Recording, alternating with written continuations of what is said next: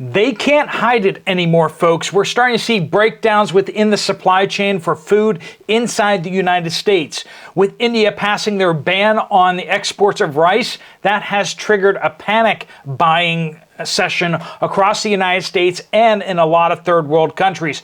We're going to be hearing directly from some folks in the food packaging industry about what's going on at these factories, that they're laying off workers and they're not ordering packaging for food because they don't have enough food to package. You're going to want to hear this, as well as we're going to talk about the power plant over in Pennsylvania, here in Pittsburgh, Pennsylvania, that had a big explosion. You're hearing about that. Also, we're going to be talking about the Middle East respiratory syndrome that has cropped up over in Abu Dhabi. We're going to be talking about what's going on with that and what that means for you as well. A whole bunch of reports from you guys from all over the world and across the United States. Let's jump into it.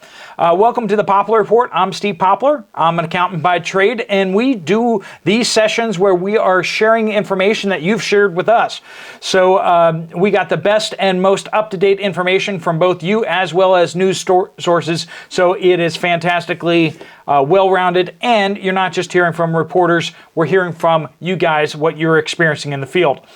We do want to thank our sponsor for the video, Genesis Gold Group. If you have retirement funds in risky assets like stocks and bonds, and you want to get that into something secure to protect your wealth and protect your retirement, you might want to talk to Jonathan and his team. They're fantastic, and they are a Christian business, and they take care of folks really well and answer all your questions, make sure you're comfortable with everything. If you want to talk to them, there'll be a link at the end of this video for that. Okay, so a man tested positive for MERS, Middle East Respiratory Syndrome. This is a highly deadly and contagious disease out there that has cropped up repeatedly. And it has been, generally speaking, gone, right? So we haven't seen it for a while. We haven't really seen it. And I'm going to say right now, with one person testing positive, that's not concerning just yet. Once we start seeing that the people that this person came in contact with are catching it and are being treated for that, that's when we might have an issue, especially if we see that it's not contained. But we're not there yet. So with the talk about MERS out there right now, we're gonna keep watching it. I'll let you know if there's some more developments on that. But right now, it looks like it is contained and that it just is the isolated case. We'll let you know about that. All right. Also, we're hearing reports out there of this explosion in Pittsburgh. I live in Pittsburgh, and they had a transformer, a shunt reactor went kablooey. And that's not to say it's a small thing. It was a big fireball and lots of smoke and everything like that. It's on an island that doesn't have a bridge to it. Not really a threat to people around it. All the smoke and all the fire and all that kind of stuff, I guess, because the shunt reactor is filled and cooled by oil. And so once it actually breaches and gets over temperature, the oil burns. That's just what happens. It's like a giant grease fire. So it burned out. It's not good that the shunt reactor went kablooey, but that power plant's going to have some issues getting restarted and reconnected to the grid. But other than that, we shouldn't be seeing any real impacts from that. All right, let's jump into some of your reports here. Let's start off with that important one that I was mentioning before. This is from Mama's Bell. Coastal Virginia. Immediate family members work in the food packaging industry. The reason they are talking about food shortages in the media now is they aren't going to be able to keep it quiet much longer. It is affecting the industry. Are you hearing? We keep hearing this from folks who are actually in the industry saying it is a problem. These food shortages are real. The people who are saying there isn't food shortages are people in the media and the people who live in nice blue states where they keep going to fancy stores and they don't see any issues there. But people in the industry. People with one food packaging company in my area were let go and others were demoted today. More news is coming from another meeting tomorrow. The changes are because big name brand companies are cutting back on the packaging they are buying. Now, are Americans going to buy less food? Think about that. Food tends to be a rather consistent thing that's purchased, and so therefore the packaging orders tend to be fairly consistent as well. If we're seeing a significant drop in the orders for packaging, friends, you should be worried that there's going to be a significant drop in the production of food. That's what we're hearing. More news is coming from another meeting today. The changes are because, one company does not have the product to sell because the citrus harvest was so poor. You heard about that here, didn't you? We talked about that last fall, and we said, hey, it's looking like it's going to be bad. And then this winter was like, yep, it's bad. And then the spring it was, we got the numbers in our hands, and it is really bad. Harvest was so poor, less coming in from farms and orchards equals less product going into packaging. Friends, the big companies are cutting back on packaging costs because they don't have enough food to put in those packages. Are you going to have enough food to put on your table? That's the question. But Steve, there's always enough food. Yeah. Whenever somebody says something like that, that's when you get crises like the 2008 market crash, when they said, oh, well, there's always enough money. Oh, there's always enough loans, or it will never be a problem. When people start hiding behind the it won't ever happen, that's when they start doing really ridiculously stupid stuff. And that's where we are today again. But this time, we're not talking about mortgages, we're talking about food. That's different. That's fundamentally different. Someone with food can live on the street. Someone with food can live with their parents. Someone with food can live with a friend. Someone without food can't live. And when there's a whole bunch of desperate people like that, crazy things happen, governments topple, awful things happen. This is from user TP, and then there's a bunch of numbers. But I had a friend that was a nurse in Texas years ago. An undocumented person came to the hospital. She caught TB from him and lost her job. We've been talking about the TB crisis that's happening in the United States. Thousands and thousands and thousands of documented people having TB have been released inside the United States this year. In the early 2000s, I was a Head Start teacher in Cincinnati. We had many students from Guatemala that had never been to a doctor. I feel blessed that I did not catch anything. I can't imagine what it is like now. Scary. Who here has traveled overseas to, rougher parts of the world? You get a whole list of vaccines that you need to have because there's diseases there that aren't in your home country. So when we have millions of people coming in without getting their shots, is it any surprise that these things are cropping back up in the United States? Especially some of those that we don't vaccinate for anymore because they were gone. But now they're coming back. My brother works in the court system. He sees many of these undocumented folks who have been in car accidents, their fault, no driver's licenses, and have no insurance. The courts tell them that they have to pay victim $50 a month and let them go, never to be seen again, and no restitutions made. We are paying in so many ways. People with their heads in the sand have no idea. And this comment had a bunch of replies below it. A bunch of you guys sharing similar stories where either you or a family member were impacted directly in cases like this, where your cars were damaged or injuries were had. And even though the courts may have given them a slap on the wrist, you never saw any money from that at all. There's so many repercussions for the policies that we have. And it's impacting people here in the United States. It's impacting people in Great Britain. It's impacting people in every country that watches these videos. Right? It is. This is from Parrot Africa in South Africa. I went to the supermarket on Friday to pick up bread.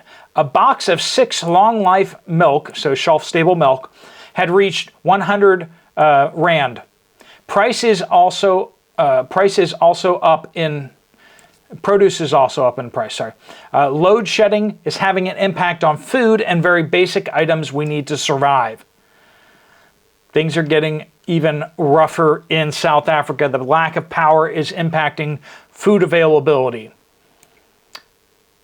It's a domino set, and once it starts to crash, systems that are so imbalanced, systems that are unable to recover, start to crash. And that's where we are with Western civilization. We have depended so much on globalism that other people are going to make our stuff and we're going to pay them in paper dollars. Other people are going to make our stuff and we're going to sit in offices and we're going to push paper around. That's not going to work anymore. What happens when the people who are making your stuff decide that you're not paying enough, or they want to be paid in a different way, or heck, that they want to go to war with you and they don't want to make your stuff anymore. Instead, they're going to start building tanks to invade your country. Suddenly, your stuff doesn't get made. Your Walmart suddenly is empty because hardly any of it was made in the United States, right? This is from Fire Me. I live in the Texas Panhandle. Went to Sam's yesterday, and they only had 2 bags of dry cat food. Dog food was okay, but the price had increased again. The dog food we get has gone up $10 in the last 6 months. So I did ask that you guys let us know what you're seeing with pet food out there. Generally speaking, it looks like cat and dog food are relatively okay out there, but I keep hearing from a bunch of you that you're having issues with cat food in certain places. Particularly dry cat food. And that's surprising because we used to have problems with the canned stuff. I'm not hearing complaints about the canned cat food anymore. And I'm still not hearing any complaints about dog food. But let us know in your reports on what you're seeing where you are. Just use the word update in a comment on any one of the videos on this channel and give some sort of geographical location so we know roughly where you are. This is from Shady Trees in Sacramento, California. Safeway, Raleigh's, these are stores, right? And other stores are now imposing limits on sale items like butter, ground beef, turkey, eggs, fruit, vegetables, canned items, etc. In the old days, there were no limits. Nowadays, some limits are just one, like the ground turkey for $3 Safeway this week. These items are running low in both stores: butter, frozen potatoes, fresh.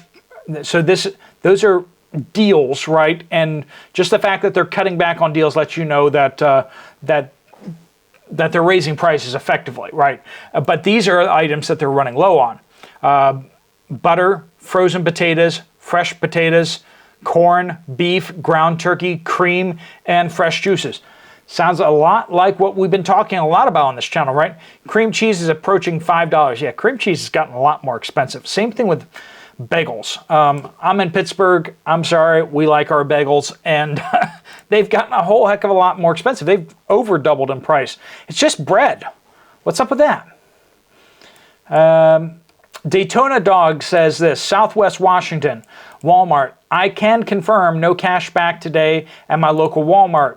Produce department fairly well stocked, but the quality was poor. Lettuce is rotting, and all produce smaller than in years past. All cooking oil fronted and up to 20% price up over the past 2 weeks. Flour and sugar available in 4 and 8 pound bags only, not bigger bags available. Dairy was very limited in milk, especially whole milk, and half. It's the high fat content stuff. They're pulling some of the fat stuff out to make other products. Spices fronted and open spaces. Frozen vegetables, very limited and great value, is all cleaned out. All the cheaper stuff is cleaned out. Coffee and tea, very limited selection. Visited the liquor section, which is now locked, and was shocked at how limited and fronted the entire section was. Everything from cheap wine to whiskey, rum, vodka, very limited. No mixers or tonic water.